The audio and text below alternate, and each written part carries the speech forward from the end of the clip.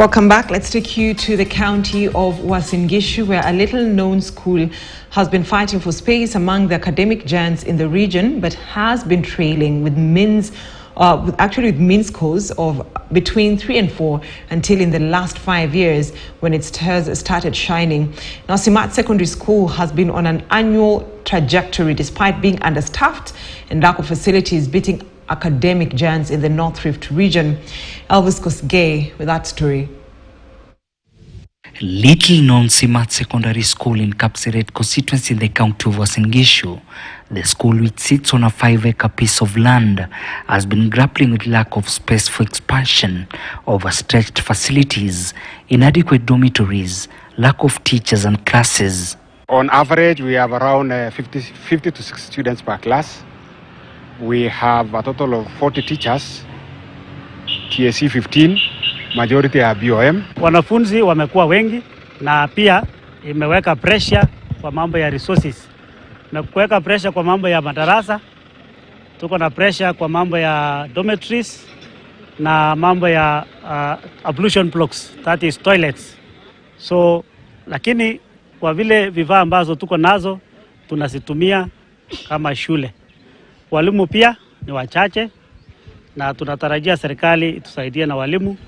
After years of struggle with low performance in the national examinations, the school achieved a mean grade of 8.7429 to be ranked number 2 in the county, coming second after Moi Girls High School Eldoret. The school has been trailing with mean scores of between 3 and 4 until the last 5 years when its star started shining through an annual trajectory to the current position. It's a unique performance that has been rising continuously from 2018 to now for the last 5 years, increasing every year without dropping.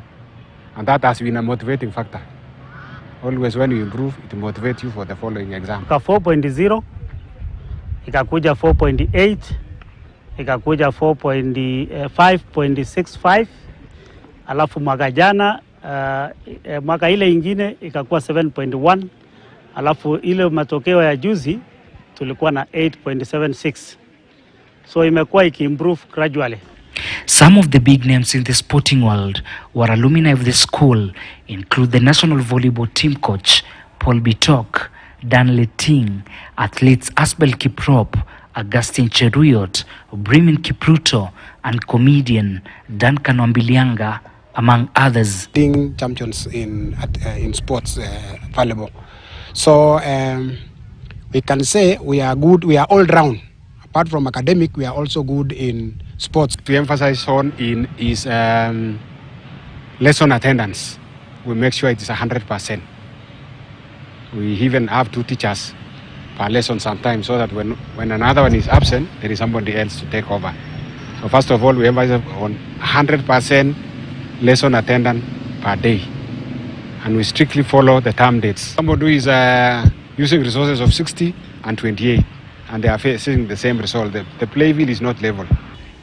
Until last year, Simat Secondary School was a mixed institution before the girls were phased out to make it a fully boys' school. So many distractions.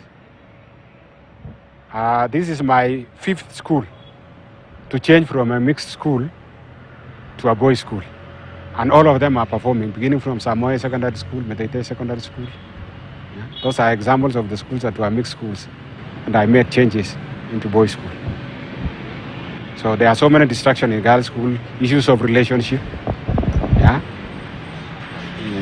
Takes a lot of time. Irrespective of the perennial challenges, the school intends to beat all odds to secure the academic future. Elvis Kosgei, KTN News, Uasin